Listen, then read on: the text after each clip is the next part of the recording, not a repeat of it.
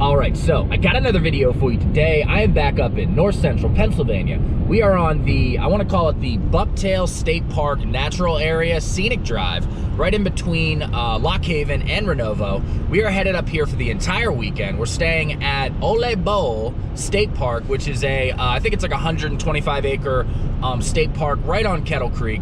It is mid-June. Fortunately though, this weekend there's a cold front rolling in. Temperatures for the high, where I'm going to be staying in north central PA, are only going to be in like the low 70s. I don't know if you can tell, but they did get some rain up here last night.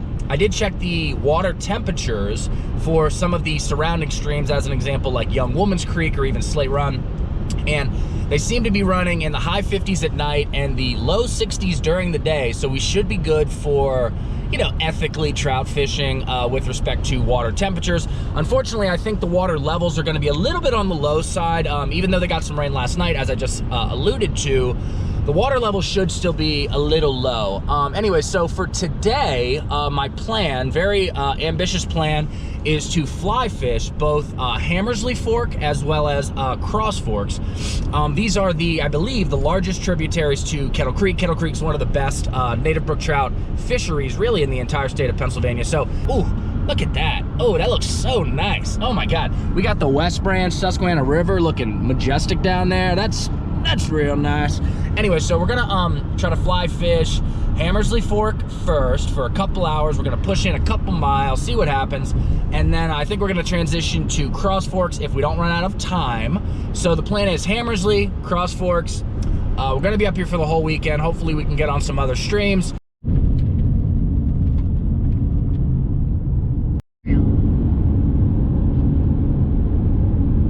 All right, so we finally got out to Hammersley. She's definitely running on the low side, as you can see.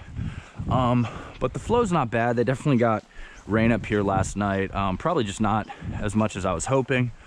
We did find, again, this, you know, little dirt road. So we're gonna follow this. I remember from last time, the only other time I fished here, I didn't catch anything for the first like hour, like the first mile. Presumably, you know, we're close to where this dumps into Kettle Creek. It probably gets fished often. So we're gonna push in a solid, like, probably half an hour. All right, so two quick things. We've been pushing in maybe 10 or 15 minutes. We're gonna keep pushing for another 10 or 15 on top of what we've already done. Two things I wanted to say. One, I am gonna get, for all the people out there who would assume I'm fishing over water that's too warm, I kind of became the person that I hate, insofar as on my Orvis sling bag of all places, I do have a, you know, like a thermometer for reading, you know, water temperatures for trout streams. Really, I got it to check if streams are too cold in the winter, but I guess I can use it now to make sure that the water is cool enough. So that's one thing. We're gonna double check to make sure the water's below, I mean, I think it's gonna be at like 61, 62 max. And from what I understand, anything below 68, you should be good and won't stress out the trout. But that number changes. People have different interpretations on that type of thing. Anyway, so that's the first thing. Second thing, you know, I know there's other places in Pennsylvania, like, you know, the Poconos, or, you know, maybe central PA, parts of the Laurel Highlands and southwestern PA that are, you know, nice. But for what it's worth, from my opinion, having traveled all over for trout fishing and hiking, I love north central PA. You know, Pine Creek Valley, Cinemahoning, Kettle Creek, just this whole area, the PA Wilds area, you know, millions of acres of state forests and park and game lands. It's really wonderful. So that's just my own little take on it. It's just a beautiful day. So I'm gonna keep pushing in. We'll see what happens.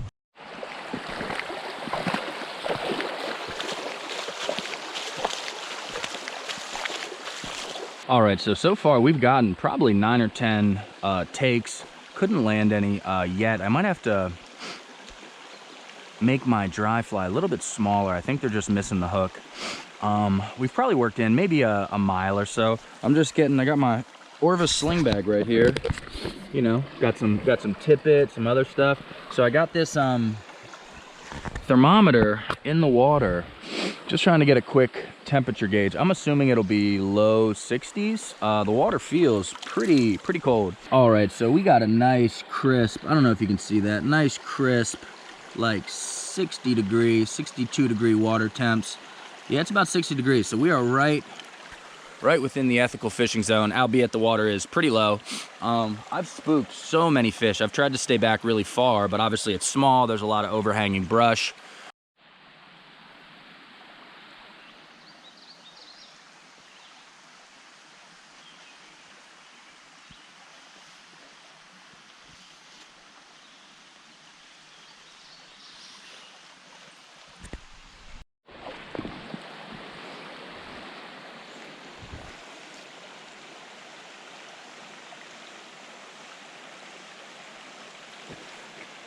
Finally got on my first fish. Hopefully we don't lose them. Took a while. Took the Adams dry fly. Nice little PA Native Brook Trout.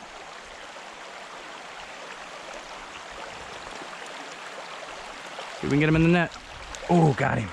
All right, so we just got a nice 5-inch PA Native Brook Trout right at this nice hole. So let's get the hook at him, take a look at him. Long time coming, that's sick. All right, so after much patience, I apologize for not getting on film. We just got a 5 or so inch Native Brook Trout right in that big nice hole. Of course, there's a huge tree down, so I can't really cast to it. But anyways, nice fish. Let's take a quick look at him. Hands are wet, hands are soaking wet. Beautiful fish, absolutely beautiful colors. Probably about 5 inches. Let's get him right out of here. Beautiful fish. Get out of here, bud.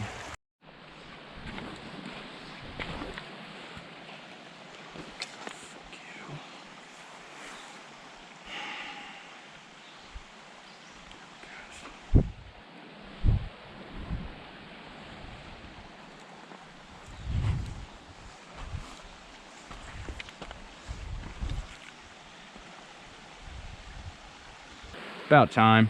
Took a really long time. Feels like a decent one too.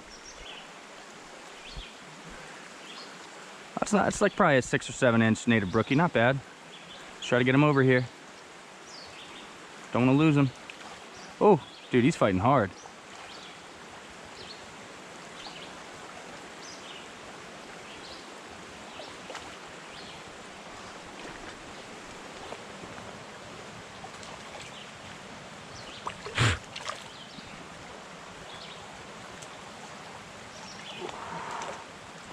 Oh, that's a nice one. All right, so yeah, that's probably a good 7 or 8 inch native brook trout. Again, sorry I didn't catch it on film. I haven't caught anything for a really long time. Yeah, that's a solid like 8 inch native brook trout. So let's get the hook at him, take a freaking look at him. That's awesome. So although brookies in here definitely run bigger, I've seen some bigger ones. This is a really solid fish. I'm gonna say 8 inches, but very healthy, eating really well. Let's take a quick look at him. Hold on, bud. Wet my hands, wet my hands. Ooh. Dude, this is a beautiful, beautiful fish. We're gonna get him right out of here. We're gonna get him right out of here. Whew. Dude, that's a real sick trout. Real sick. Nice looking trout. Hey, bud. Hey, bud.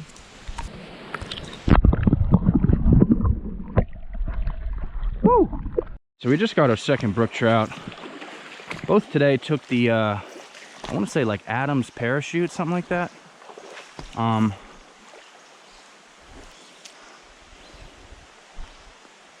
dude, it's so buggy. I left my bug spray in the car like a dumbass. Dude, yeah, it's just like so buggy.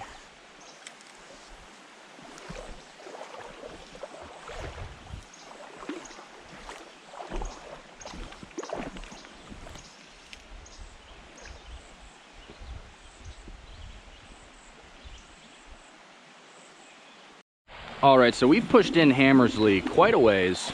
This is actually farther than I came last time. I have about a half an hour more that I wanted to dedicate here, so we're just gonna keep pushing. We only got 2 landed. We probably have 30 plus bites. A couple that we hooked, but they popped off. But that's okay. I mean, it's a beautiful day, early summer. It's not that hot. Haven't seen a soul since I've been out here. No roads, no cars, I mean, I really even haven't heard any planes or anything, so really wonderful to just get out here, be in nature, be surrounded by wilderness. So yeah, if we could catch like one more, I think that'd be just what we need, and we'll get out of here. Got him. Got him. Got him. Finally got one on camera. Probably a little brookie. Probably just a little brookie. Shit. Oh, damn it. Lost him. Wow, that's so beat. Damn it. I gave up the tension for like 2 seconds and lost him.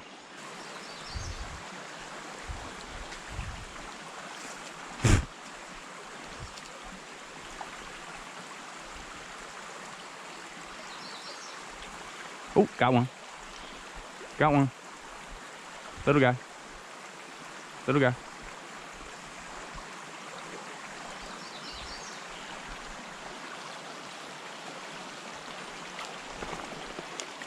Oh, got him. All right, just a little teeny tiny brook trout. Again, took the Adams. I want to say parachute dry fly, so let's get the hook at him, take a look at him. Probably only about 4 inches, still really nice. All right, so we got him right over in these little riffles. Again, hit the, I want to say parachute Adams. Nice little fish, nothing crazy. Beautiful little brookie, beautiful little brookie. Let's get him out of here. Woo! All right, so that's number 3 on Hammersley. We're only gonna push in a little bit more. I don't even care if I don't catch any more. I have like an hour hike at least back to my car. So let's push up just a little bit more, and then we're gonna get out of here and head to Cross Forks.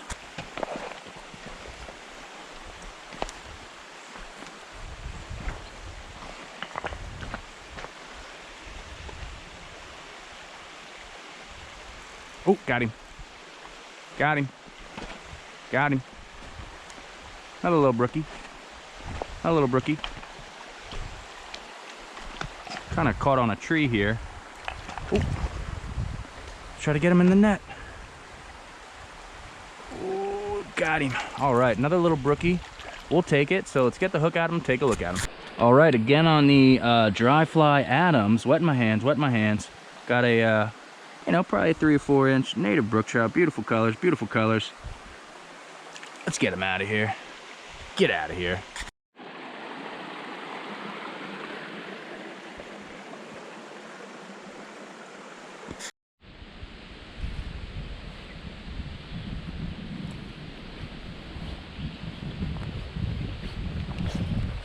All right, so I came as far up Hammersley as I think I'm gonna go. If I had to guess based on how many, or how much ground we covered, I would say we probably came in, like 3 miles. We got legitimately like 40 or 50 like strikes, takes. Only ended up landing, I think 4, the biggest being, that one brookie was a solid like 8 or 9 inches, really nice. So I think the plan is now I'm going to obviously hike back for like an hour. We're just gonna seamlessly transition over to Cross Forks, which is a slightly larger version of this. It's also, you know, native brook trout, wild brown trout water, class A, just like Hammersley. So yeah, I'll see you in a couple hours. So fast forward a couple hours.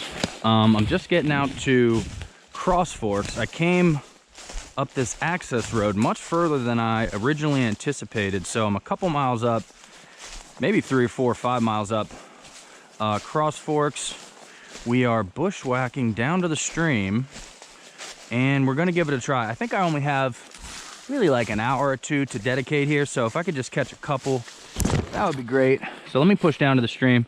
We'll see what happens. First fish. Keep missing these on camera like a scrub, but what are you gonna do? I think it's just a little little brookie. Try to get it in the net here. Oh, let's get him in the net. Oh, got him. All right, just a little 3 inch native brook trout. Again, hit the Adams dry fly. So let's get the hook at him, take a look at him. I'm getting eaten alive. Eaten alive by bugs. Again, forgot to put on the bug spray. It's way back in my car. What an idiot. So let's get the hook at him, take a look at him. All right, so this is the first fish we got on Cross Forks. Probably smallest of the day. Still wonderful to see these different age classes for these native brook trout. Nice little native brookie. Beautiful colors. We're gonna get him right out of here. Get out of here. Woo! All right, so we just got our first fish on Cross Forks. God, I can't talk. First fish on Cross Forks. I definitely wish I had more time here. This is a lot bigger than Hammersley, and the access is much easier.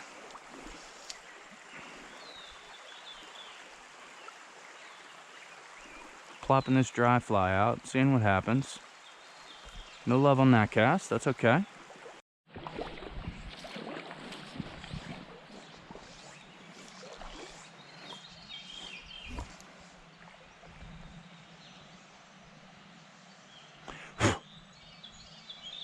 I promise I'm not missing this on purpose. Just got another fish, probably like a good 4 or 5 inch. I assume native brookie, who knows? Yeah, I think that's a brookie. Again, got them on the Adams. They're loving these Adams.